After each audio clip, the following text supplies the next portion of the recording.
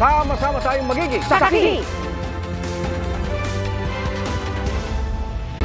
Hindi na raw sapat ang mga diplomatic protest sa gitna ng mga insidente ng pangaharas ng China sa West Philippine Sea, ayon mismo kay Pangulong Bongbong Marcos. Ang tinagurian namang monster ship ng China Coast Guard na ilang araw nang nag-iikot sa ating exclusive economic zone, pabalik na ng China. Saksi si JP Soriano.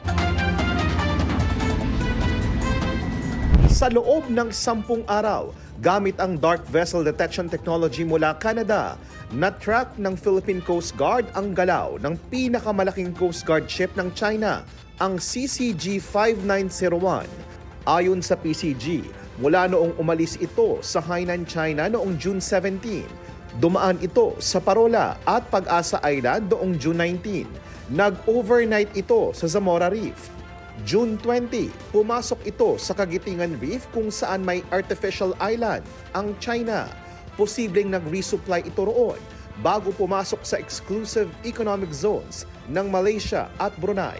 Naglayag ito panorte at pumasok muli sa EEZ ng Pilipinas. Dumaan sa Rizal Reef at nag-supply stop sa Panganiban Reef noong June 23. Gayon din sa Lawak at Patag Island at sa Escoda Shoal kinabukasan. Sa isang punto ng paglalayag ng tinaguriang monster ship, mahigit 30 nautical miles na lang ang layo nito sa El Nido, Palawan.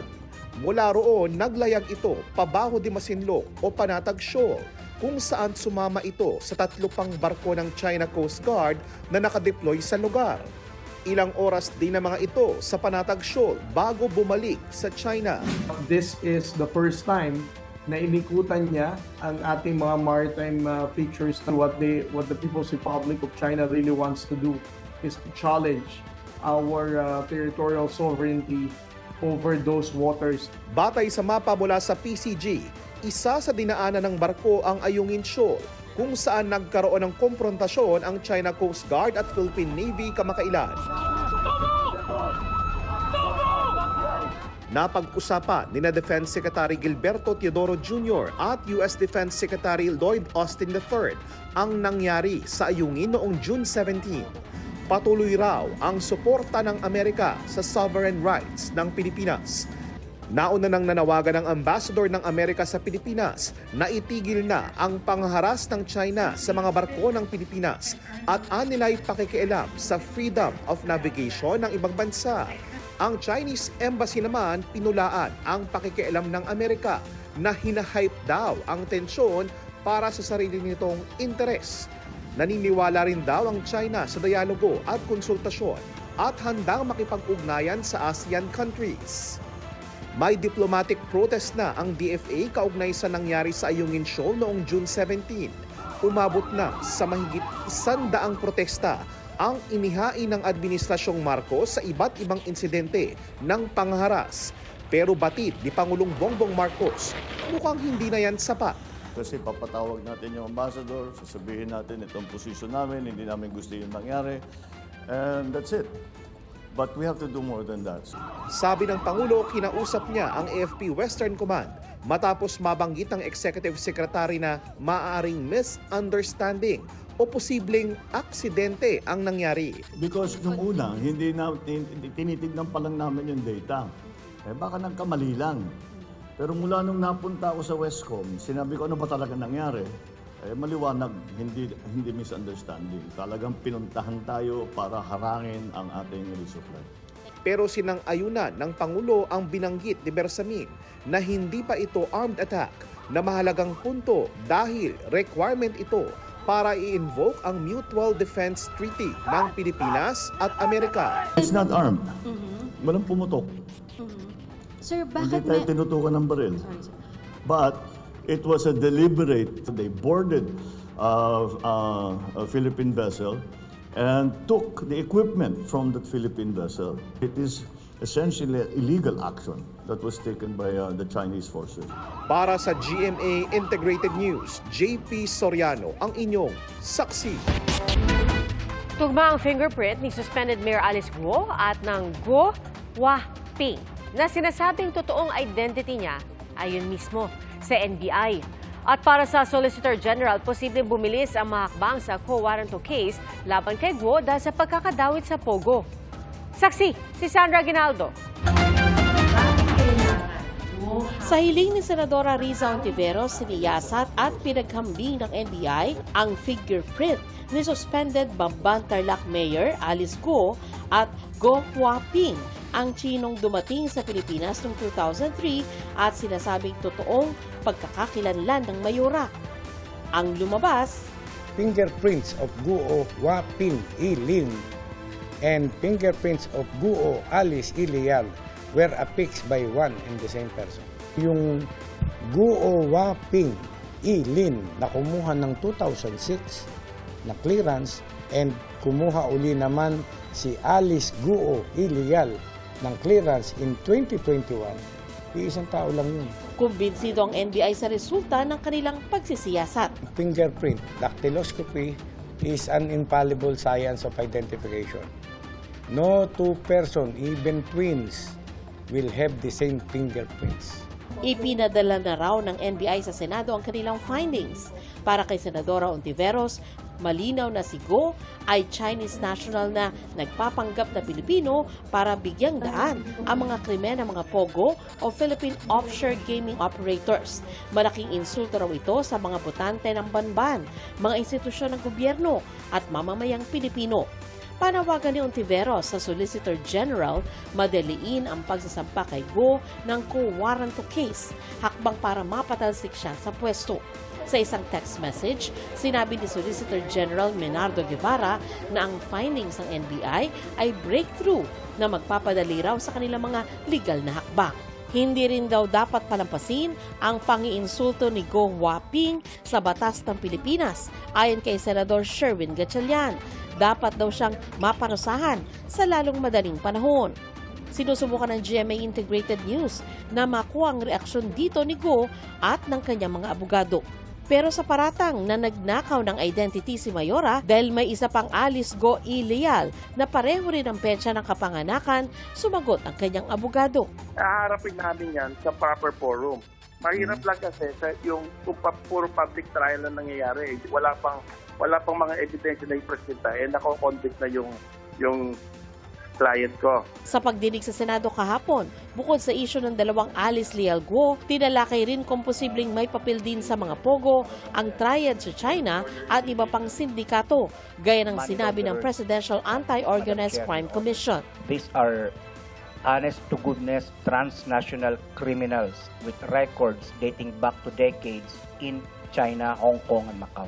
The last one ay yung binabanggit po ni Yusek na wanted sa China na nagpapanggap lang siya, di umano nangunguha siya ng mangga.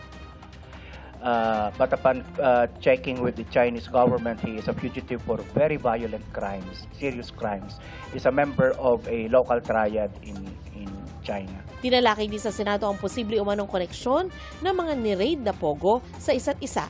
Bukod dyan, may isa pa kaming nakitang connection na nakakabahala dahil may kinalaman sa isang napakalaking investigasyon ng Senadong ito noong nakaraang Kongreso pa. Ilalabas po natin ito sa tamang panahon. Para sa GMA Integrated News, Sandra Aguinaldo, ang inyong saksi. Inaabangan ngayon kung kailan na may babalik sa Pilipinas ang wanted na si dating Congressman Arnie Teves. Kasunod ito ng pag-aproba ng Court of Appeals ng Timor-Leste sa extradition request ng Pilipinas. Ayon sa Justice Department, ang counterpart nila na Attorney General ng Timor-Leste ang nagkumpirma sa kanila ng impormasyong ito. Dahil hindi na naka-house arrest si Teves ayon sa DOJ, muli siyang aarestuhin para i-extradite at harapin dito ang patong-patong na mga kaso kaugnay sa pagpatay kay dating Negros Oriental Governor Roel Degamo at siyam na iba pa. Sagot naman ng kampo ni Teves, pwede pang iapila ang desisyon ng korte, bagay na kanila raw gagawin at maaari pa rin daw silang humingi ng political asylum. Para naman kay Pamplona Negros Oriental Mayor Janice Degamo, byuda ni Governor Degamo, answered prayer ang pagpapa-extradite kay Teves. Naiiyak ako, yan yung prayer namin. Managot talaga yung may sana, face court, face the people na talagang may ginawa nila ng kasama. It is one step towards justice. Nagpaalala ang Eastern Police District na bawal sa mga pulis ang moonlighting gaya po ng pag-racket bilang security detail. Kasunod yan nang nag-viral ng mga litrato ng ilang pulis sa isang private event sa Pasig. Saksi, si Ian Cruz. 4 na tauhan ng Special Weapons and Tactics o SWAT ang tanggal sa pwesto sa Pasig Police habang inimbestigahan ng mga larawang ito na kumalat sa social media. Kitang 4 na pulis na bitbit pa ang kanilang mga armas sa isang private event sa Pasig. Sabi pa na nag-post, "Thank you, Ninong Colonel, for the love and protection." Utos ni Interior Secretary Benhar Abalos, malalimang investigasyon. When I first saw this, may nag-report sa akin yan, I immediately wrote a letter addressed to Chief PNP Marbil to have this issue investigated. Hindi tayo papayag na kung merong mga hindi tamang gawain. No? Sanctions will be done here. Ano po ang nalabag dito, if ever? Well, tingnan natin muna. Ilang netizen ang nag-share at bumatikos ukol sa umano'y pag-racket ng mga pulis para magbigay ng seguridad sa pribadong event. Pero giit ng mga pulis sa larawan, wala silang kasalanan. Ayon sa acting Pasig Police Chief, nasa lehitimong routine patrol daw ang mga SWAT team member noong hapon ng June 22. Nasa tapat daw sila ng bangko nang lapitan ng isang babae. In-invite sila for purely picture only kasi may event nga. So yun, pumayag ang ating SWAT team being courteous and konting compassion sa picture sila. And then right after that, actually niyayaya silang kumain, which is nahiya naman sila, so hindi na lang nila pinagbigyan. Right after that, nag-resume na sila ng patrolling niya. Ang Eastern Police District wala pang nakikitang paglabag sa ngayon kahit naka-duty ang mga pulis nang magpaunlak sila ng photo op. Sa pag-aaral ko, wala naman silang nalabag na protocol kasi they are just in the area. Yung pagpasok nila, they were just invited to be inside for picture taking. Ang nag-post naman ng caption na Ninong Colonel, sumulat na raw sa Pasig Police para humingi ng dispensa. Yung Colonel na binabanggit, parang lang niya yun Binanggit niya lang kasi may mga, minsan parang ibinida niya lang or yung pinantakot niya lang kasi may mga rival company yan We will invite that woman for a further elucidation of her statement. Nakausap ng GMA Integrated News sa pamamagitan ng text ang nag-post ng mga larawan nila kasama ang SWAT team. Pero hindi pa raw siya handang magpa-interview at kumukonsulta pa sa abogado. Pinag-aaralan naman ng Pasig Police ang pagsasampa ng asunto sa nag-repost na netizen na nagbigay daw ng mali siya at negatibong caption sa mga larawan. Kung meron kami may kasong sa nag-post, which is possibly baka libel, cyber libel. Kasi nga naman yung pulis wala naman ginagawa at nabigyan ng ibang kahulugan. Para sa GMA Integrated News, Ian Cruz ang inyong saksi. Mga kapuso, sama-sama tayong maging saksi. Mag-subscribe sa GMA Integrated News sa YouTube at para sa mga kapuso abroad, samahan niyo kami sa GMA Pinoy TV at sa www.gmanews.tv.